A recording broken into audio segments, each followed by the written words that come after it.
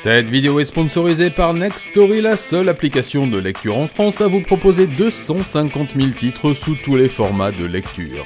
Livres audio, e-book, BD, manga, comics, séries audio exclusives, podcasts, magazines et presse.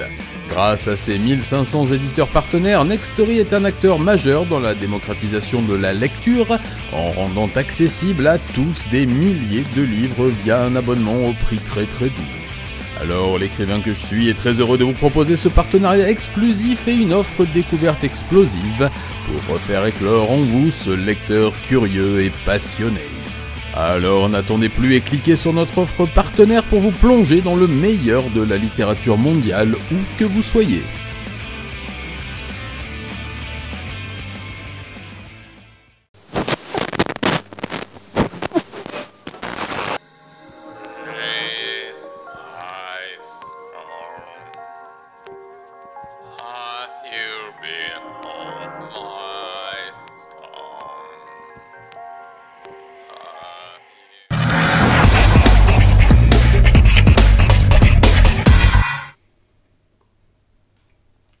Et on va mettre la petite photo. Voilà, vous vous souvenez que la semaine dernière, je vous avais parlé d'une actu relative à des élèves qui avaient été choqués par la vision d'un tableau classique où on y voyait des femmes dénudées et qui allaient à l'encontre de leurs convictions religieuses, etc., etc. Plus ensuite bien des rumeurs amplifiées, déformées, qui mettaient la vie, la sécurité et la vie de leur enseignante en danger. Eh bien là on est reparti pour des mises en danger et surtout des attaques possibles d'établissements. J'ai vu la nouvelle arriver aujourd'hui à Rennes. Les élèves du lycée Descartes, du collège des Hautes-Ormes et de l'école Robert Doisneau ont été confinés dans leur classe ce midi, donc aujourd'hui, d'après les informations, alors j'ai trouvé dans le 20 minutes ou dans le Parisien, je sais plus, une ou plusieurs personnes armées auraient été aperçues autour des 3 établissements ce lundi midi. Voilà, on ignore pour l'heure dans quelles circonstances, mais des témoins ont signalé la présence d'un ou plusieurs individus porteurs d'armes et de couteaux. Savoir la police. Les 3 établissements ont été confinés pendant plusieurs heures avant que le dispositif ne soit levé vers 14h30. Aucune interpellation n'a eu lieu, la police continue de rechercher le ou les individus plusieurs fois signalés ces derniers jours. Voilà. Des adultes, oui, tout à fait. Et suite de l'information, donc le collège des Hautes-Ormes, qui est un des 3 établissements, et l'établissement où une enseignante a été menacée au couteau par une collégienne de 12 ans, mercredi 13 décembre. Vous avez certainement entendu passer cette information. Je crois qu'en plus c'était une élève, ça m'avait marqué, une élève d'origine mongole, si je ne m'abuse, et elle avait menacé sa prof avec un couteau. Ça avait failli mal se passer. La prof s'en était sortie indemne, mais l'adolescente, voilà, a été maîtrisée par les membres du personnel. Donc c'est dans le même établissement, donc c'est très intéressant. Le lycée Descartes, donc situé dans le quartier, alors je connais pas du tout Rennes, dans le quartier Poterie, je sais pas où c'est, avait également été confiné à 2 reprises la semaine dernière après qu'un ou plusieurs hommes adultes, donc armés de couteaux, étaient aperçus aux abords de l'établissement et qui cherchaient donc à pénétrer dans l'établissement. La police s'est déplacée et avait placé le lycée sous surveillance. Voilà. Au lycée Descartes, aussi, tous les volets des classes avaient été fermés, le mobilier placé pour barrer les portes des classes. En fait, on est arrivé à une ambiance à l'américaine avec les mass shootings, avec les spray killings dans les écoles, avec des Columbine à la française, sauf qu'on n'est pas du tout sur les mêmes motifs. Je comprends tout à fait que moi, mes enfants ont eu des alertes, par exemple, depuis que là, dans leur collège et dans leur lycée. Maintenant, il y a des exercices d'alerte pour prévenir ce genre d'attaque, donc une attaque dans un collège ou dans un lycée. Moi, à mon époque, on faisait des alertes incendie, voilà. Quand j'étais interne dans les années 80, une fois par an, on avait la nuit alerte incendie pour tester bien sûr les sorties, le plan d'évacuation, etc. Mais on ne craignait que les incendies, vous voyez, dans un collège ou dans un lycée. Aujourd'hui, on craint les attaques au couteau, peut-être les attaques à l'arme à feu, peut-être d'autres types d'attaques, et on entraîne les enfants, dont les miens, à ce genre d'exercice. Je croyais ne jamais voir ça. de mon vivant, mais c'est arrivé.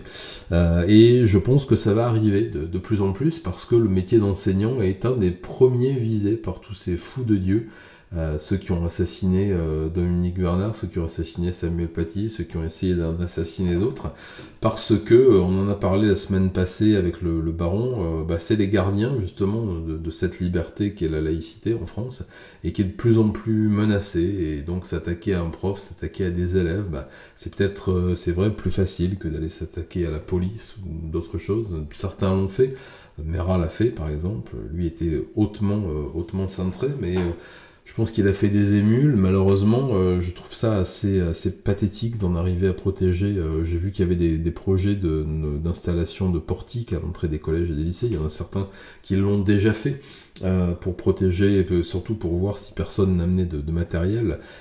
Ça me semble assez dérisoire, parce que un couteau en céramique ou des choses comme ça s'amène assez facilement, et puis on peut faire ça autrement. Moi, je vais continuer à répéter ce que j'ai dit la dernière fois. J'ai lu certains commentaires qui étaient assez intéressants, parce que c'est vrai, moi je suis un adepte du port d'armes citoyen dans certains cadres, et il me semble que avoir des établissements scolaires surveillés par des concierges, agents de sécurité concierges, qui s'occupent des entrées et des sorties et qui soient armés, bien sûr, assermentés, entraînés, strictement examinés psychiatriquement régulièrement, me semble pas délirant, parce que je ne serais absolument pas choqué si un huluberlu qui se jette en criant tout ce que vous voulez, non, on va pas faire de discrimination, mais vous voyez à peu près, avec un couteau à la main et se prend une balle par un agent assermenté, ça m'arrachera pas beaucoup de larmes. Mais on aura évité le meurtre d'un professeur, d'un élève, ou même d'autres personnes. Donc j'ai lu beaucoup dans les commentaires quand j'en parlais que c'était effectivement une mesure qui n'était pas forcément si délirante que ça, et qui ne vous plaçait pas forcément dans le camp des très très très méchants. Mais en tout cas, ça me semble, voilà, je sais pas, je ne sais pas du tout. Effectivement, ça crée un sentiment là de panique chez les enfants. J'ai lu certaines déclarations là des collégiens et des lycéens, et ils commencent à devenir un peu parano. Je les comprends. Hein, quand vous êtes confiné dans votre salle de classe pendant 2-3 heures avec les volets fermés, les tables et les chaises contre la porte pour que personne ne puisse rentrer, et que vous savez que quelques jours auparavant il y a eu des attaques, qu'un prof s'est fait assassiner, que je conçois tout à fait qu'on soit dans ce sentiment d'insécurité permanente qui est assez insupportable, voilà. Et fort heureusement il ne s'est rien passé, mais je suppute que ça recommence encore et toujours, encore et toujours, et ça commence à être assez lassant. Je pense qu'il va falloir qu'il y ait des mesures de prise pour lutter contre ça, et il me semble, pour une fois, on en parlait la semaine dernière, effectivement, il y a cette problématique de la laïcité, de l'application de la laïcité, de l'enseignement à l'école, et aussi de cette place prépondérante que prennent les religions, et une plus particulièrement, encore une fois, mais je me répète, et avec le baron on se répète, mais effectivement c'est celle qui pose problème en ce moment. Et le fait d'éloigner toutes ces choses-là du milieu scolaire me semble être une urgence absolue. Et puis la protection des lieux d'enseignement, la protection des écoles, des collèges, des écoles, des universités. Et on ne peut pas mettre un fourgon de police devant tous les collèges et tous les lycées toute la journée pour surveiller. On ne peut pas envoyer des militaires qui, en plus, n'ont pas forcément le droit d'intervenir. Mais il y a quelque chose, à mon goût, qui n'est pas fait, et qui pourrait être fait, qui pourrait vraiment, vraiment être fait, parce qu'il y a des choses inadmissibles. Le fait qu'on puisse se promener comme ça, ou entrer dans un collège ou dans un lycée avec une arme, que ce soit une arme blanche ou une arme à feu, mais là, en l'occurrence, surtout des armes blanches, ça ne devrait pas être possible. On devrait pouvoir intercepter ces individus dès qu'on les soupçonne, d'avoir des intentions, de mauvaises intentions, et encore une fois, moi, si quelqu'un me tire dans le genou ou dans le bras de quelqu'un qui brandit un couteau, ça me dérange pas. Et si malencontreusement ça touche un organe vital, ah bah, c'est ballot, mais c'est comme ça. Qui sème le vent, tout ça, tout ça. Hein. Alors, on va se remettre sur l'autre écran, on va discuter un peu. Je vois que ça réagit pas mal dans le clavardage. Oui, ça arrive toutes les semaines. Oui, c'est ça, tout à fait. Quelque chose de similaire dans les Yvelines. Oui, mais ça arrive vraiment très très souvent. Mallet Ben, j'ai vu ça, est-ce que c'est souvent le cas juste maintenant? On n'en parle plus, je sais pas. Je pense que ça arrive plus, oui, ça arrive plus. Les attaques contre les écoles, les établissements scolaires en France, ça arrivait quand même pas très très très souvent. Moi, je me suis toujours plus ou moins intéressé à l'actualité, même quand j'étais gamin, quand j'étais au collège, quand j'étais interne, il y avait tous les matins, on recevait la presse en plusieurs exemplaires, et puis on la lisait, nous on la lisait souvent, et à partir de 12-13 ans, j'ai commencé vraiment à m'intéresser à l'actu et tout. Ça n'arrivait pas comme... Moi, il y avait des bagarres, il y avait des trucs, mais entre étudiants, il y avait les expéditions punitives, le collège machin contre le collège bidule, enfin c'était boum boum boum. Mais là, c'est vraiment des attaques ciblées contre les professeurs parce que pour le fait de leur enseignement, pas pour des motifs personnels. Dominique Bernard, le dernier qui a été assassiné, c'était juste parce que c'était un professeur et que ce garçon voulait tuer un professeur qui était qui enseignait la laïcité, donc qui n'allait pas dans le sens de ses superstitions religieuses. Oui, les alertes incendies, ouais, c'était pas ouais, c'était un peu le bazar. Moi, en vrai, c'était rigolo. On pouvait sortir. Bon, quand c'était au mois de janvier, sortir dans la cour centrale de mon collège, là, quand on était à l'internat, parce qu'en général, ils le faisaient quand on était tous au lit. Alors, ils le faisaient pas au milieu de la nuit, heureusement, ils n'étaient pas aussi cruels. Mais ils le faisaient vers 10h30, 11h, donc on était tous au lit, on avait pris la douche, on était en train de lire et on s'endormait tranquille, et allez, maniez-vous, blablabla. Ah, quel enfer. C'est ça. Et il y en avait une de jour, bon là c'était moins traumatisant, ça nous faisait louper 1 heure de cours, ça va, c'était pas pire, surtout quand c'est arrivé pendant le cours de maths, on va pas se plaindre, c'était quand même pas mal. Mais, et tu me dis à l'info, ah ben tiens, et voilà, on va en parler, quand on voit que les policiers sont peu entraînés au tir, c'est vidéo astronomie, quoi, mais j'en ai parlé aussi, et on va en parler avec Arnaud quand il va venir, et vous allez voir que il faut un gros effort budgétaire pour une reformation, mais tout à fait, c'est capital. Au Japon, les policiers sont armés, ils ont des Nyunanmu, qui sont des calibres 38, qui ressemblent énormément, enfin qui sont calqués sur le modèle Smith & Wesson équivalent de l'époque.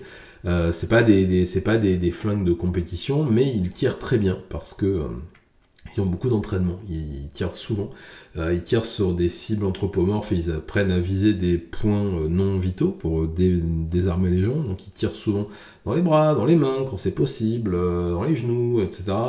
Quand ils voient que le danger est imminent, bah, ils tirent direct dans la poitrine, mais ils tirent très bien. En France, on va pas se mentir, ils tirent pas super. Et pour l'anecdote, je vais vous la raconter à nouveau, mais le stand où je suis inscrit, moi, est aussi un stand gendarmerie, donc ils vont s'entraîner régulièrement, parce que c'est en territoire gendarmerie. Donc c'est souvent, moi je vais tirer au sol ou avec mon fils, et quand on arrive dans les poubelles, il y a encore les cibles anthropomorphes, c'est avec des méchants comme ça, parce que les tireurs sportifs n'ont pas le droit de tirer dans des cibles apparence humaine. On peut même pas mettre une grande cible et une petite au-dessus, parce que ça pourrait faire penser à une proportion de corps humain, et c'est très bien comme ça. Nous on tire dans du carton pour mettre dans le 9 et dans le 10, voilà.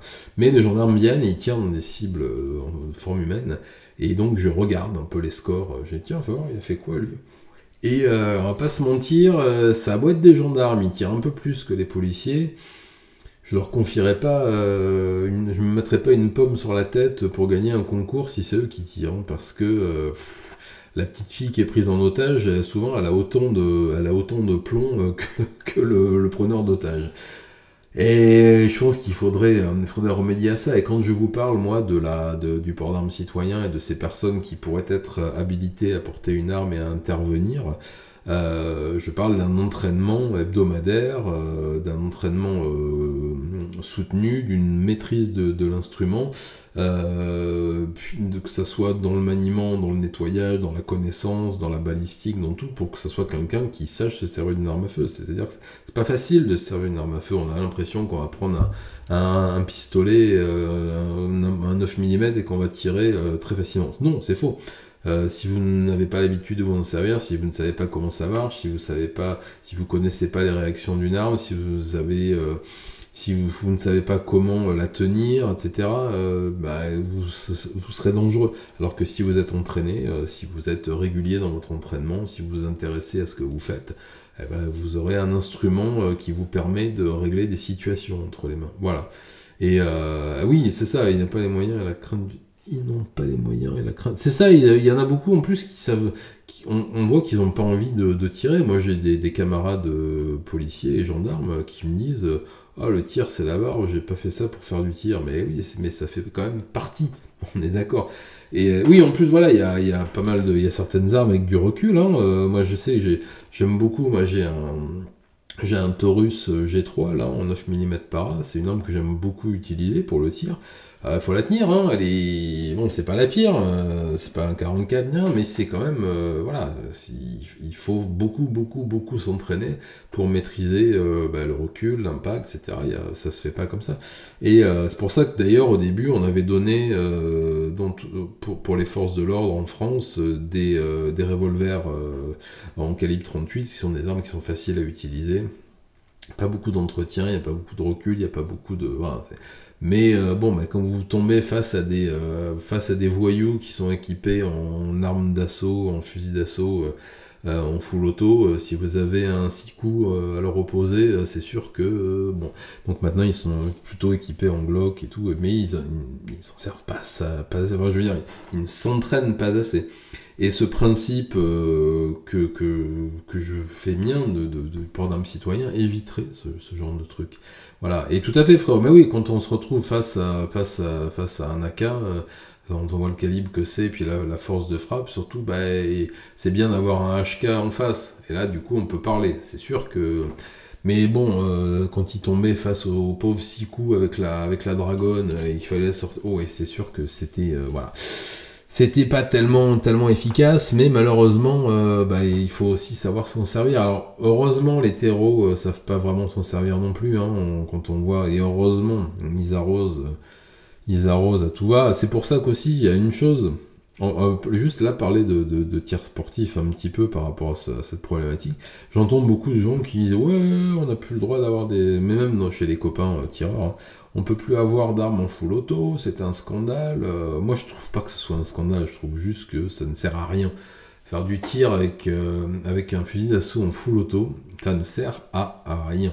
Parce que déjà, il faut payer les cartouches. Parce que quand vous remplissez un chargeur de 30 et que vous le videz en une seconde, vous en avez mis la moitié à côté. Hein, c'est comme aller faire pipi bourré. Ça, en général, vous ne mettez pas tout dedans, quoi. Là, c'est pareil. Alors qu'en semi-auto, moi je tire en semi-auto, en arme d'épaule, avec mon AR-15. Là, vous avez plus de précision, voilà, et puis vous comptez vos cartouches, vous êtes un peu plus posé. Donc bon, la disparition de l'autorisation de full auto pour le civil en France, c'est pas une grande perte, parce qu'à part rigoler 5 minutes, alors ceux qui veulent en faire, ils vont à l'étranger en général, pour faire une fois dans leur vie du tir en full auto. Moi, j'en ai fait aux États-Unis, c'est vrai que c'est marrant. Mais ça n'a aucun intérêt sportif, on est bien d'accord, hein. C'est un tir de couverture, frérot, c'est ça. Ça sert dans le feu de l'action. Mais au niveau sportif, moi je me vois mal tirer sur des cibles de précision en full auto, parce que ce serait catastrophique, hein. Vraiment catastrophique. Tu me dis, déjà qu'en guerre conventionnelle, nous n'avons que 3 jours de munitions. Oui, c'est ça. Pas sûr que les flics ont du... Non, ils n'ont pas grand-chose, en fait. Ils n'ont pas grand-chose. Et ils achètent beaucoup, d'après ce que j'ai cru comprendre, ils achètent beaucoup même dans les stands de tir. Ils commandent aussi chez les armuriers. Alors, les armuriers sont là aussi pour fournir le matériel aux forces de l'ordre, hein. Ils sont tous agréés pour les catégories dont se servent les forces de police et gendarmerie, mais oui, non, au niveau du matériel. Alors ils ont reçu, la gendarmerie a reçu des HK là, qui sont pas mal du tout, mais d'après 2 camarades à moi qui les ont eu en dotation, il y a quelques commissariats où ils ont, enfin quelques unités où ils ont quasiment pas pu s'entraîner avec encore, voilà. Alors que c'est pas quelque chose qui s'utilise quand même assez aussi instinctivement que ça. Je le sais parce que j'en ai un moi-même en semi-auto pour le tir, et je peux vous garantir qu'il faut l'avoir en main et tout, c'est pas facile. Et je vous le présenterai d'ailleurs peut-être, je vous en parlerai plus tard, mais il va y avoir plus de sujets là-dessus. Et je vous présenterai, je suis en train de l'équiper pour qu'il ait une tête sympa. Ça ne le fait pas tirer mieux, mais avoir un truc bien équipé comme ça, je trouve que ça a un petit air un peu... c'est sympa, c'est sympa. Certainement y mettre une lampe, y mettre une poignée, y mettre d'autres trucs. Voilà, mais je vous le présenterai, ce brave garçon, un de ces jours. Voilà. Donc, pour en terminer avec cette information, je vous avoue être assez inquiet. Être assez inquiet de ce qui se passe là par rapport à ces fous de Dieu, on va dire, là, qui commencent à me courir un peu sur le haricot. On en discutait avec ce bon baron la semaine dernière, mais est-ce que c'était vraiment la priorité absolue de dissoudre l'assaut Cato là? Bon, je les aime pas plus que les autres, pour moi ils sont tous dans le même panier, mais enfin est-ce que c'était vraiment je sais pas si c'était la grande priorité. Il y avait peut-être d'autres choses à dissoudre et peut-être d'autres choses à faire pour maintenir le pays à flot de laïcité. Ça m'enquiquine un petit peu, mais tu me dis, Chèche, prions que personne n'ait l'idée de nous attaquer quand même. Oui, a priori, pour l'instant, c'est pas prévu, mais on a vu qu'en Europe, des pays peuvent en envahir d'autres, pas plus tard qu'il y a pas longtemps, comme on dit. Hein. C'est ça, ce qui inquiète, c'est l'absence de réaction de ce... Oui, mais c'est ça. En fait, il y a des lois qui sont proposées qui sont totalement inutiles. Il y a des réactions qui sont totalement inutiles. Il y a des choses qui deviennent... Oui, tout à fait, la situation est normalisée. Mais moi, je vous avoue qu'il y a beaucoup de gens dans mon entourage qui sont même plus en France, je veux dire, qui sont même plus choqués. Qui disent, ah tiens, encore, voilà. Ça devrait à chaque fois nous scandaliser. Je comprends pas comment on a pu en arriver à s'habituer à ces situations systématiques. À chaque fois, ça arrive. Ah tiens, voilà, ça faisait longtemps. Ah, gna gna gna. Je ne comprends pas. Je comprends pas. Je suis en train de lire un peu les comptes rendus là, de parlementaires et tout, parce que ça m'intéresse un petit peu, même si je continue à être un non-votant, mais bon, tu me dis, Chachmedès, je pense que c'est le début d'un conflit naturel lors d'un effondrement l'Empire byzantin. Oui, mais de toute façon, on est au début de quelque chose et à la fin d'autre chose. C'est évident. Je m'en rendais pas vraiment compte au Japon parce que je regardais les infos, mais sans m'apesantir dessus, et puis j'avais l'impression qu'on était toujours dans... Alors, je vous en ai déjà parlé, mais moi je suis un grand fan de cette émission des AMC qui est Les Grandes Gueules. Je l'écoute depuis le début, et au Japon tous les jours, dans mes écouteurs, je l'écoutais en différé bien sûr. Et j'avais l'impression qu'en France, tout le monde était comme ça, c'est-à-dire que c'était du dialogue, il y avait machin qui était plutôt à droite, machin qui était plutôt à gauche, machin au milieu, l'autre à l'extrême, et puis tout le monde parlait, ça se chicourait un peu, mais youpi tralala, c'était bon enfant et on y arrivait. Et on traitait de sujets, de ceci, de cela. Et en fait, pas tellement, non. Pas tellement. Je me rends compte que les choses sont beaucoup plus détériorées que ça, et que le dialogue existe quasiment plus, à part dans des émissions comme ça. C'est pour ça que je les aime aussi. Et que les choses sont assez catastrophiques. Et c'est vrai qu'on en parle souvent avec le baron, mais... je ne m'attendais pas à ce que la religion ait pris une part aussi importante et autant pourri la situation. Voilà. J'ai été circonstanciel cependant parce que j'ai eu énormément de commentaires, et j'ai eu vraiment des menaces. D'ailleurs, j'ai même eu une menace d'exécution publique par un jeune garçon après l'affaire de Crépol, où je l'avais traité de façon méthodique, c'est-à-dire que je parlais de l'affaire au moment où elle arrivait. À aucun moment je n'ai minimisé les faits, j'ai juste dit pour l'instant on sait que si, que ça, plaf. Il y a une évidence à pas s'avancer tant qu'on ne connaît pas les tenants et les aboutissants. Ça semble extrêmement compliqué, il y a des contre-témoignages, des choses comme ça, mais je ne nie pas la situation, et je me rends compte tous les jours, même si je suis dans une ville de province assez calme, il y a quand même des choses qui nous sont données à voir. Et puis, on n'est pas loin de Bordeaux, qui est quand même une grosse ville, une grande ville, et où, quand j'y vais, je suis moi-même bordelais de naissance, donc je connais un peu la ville, et je vois que bah, ça ne s'arrange pas. Voilà, il y a des endroits qui sont devenus quasiment infréquentables, et extrêmement dangereux, très très très dangereux, à Bordeaux. Alors que Bordeaux, il y a toujours eu des bagarres sur les quais, c'est une ville de marins, boîte de nuit, etc. Mais bon, c'est des règlements de compte entre marins, entre proxos, etc. Là, il y a des quartiers où même moi, je me baladerais pas, quoi.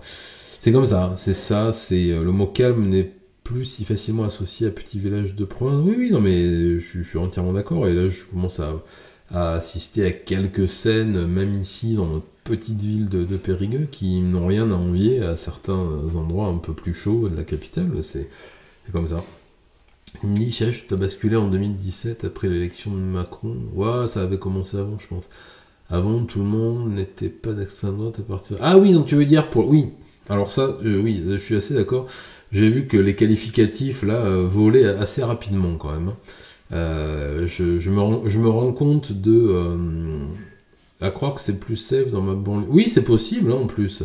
Bah, il y a certaines banlieues, alors, je connais moins la banlieue parisienne, mais les banlieues bordelaises, par exemple, qui sont des banlieues ouvrières où il y a une grande proportion pardon, de population d'origine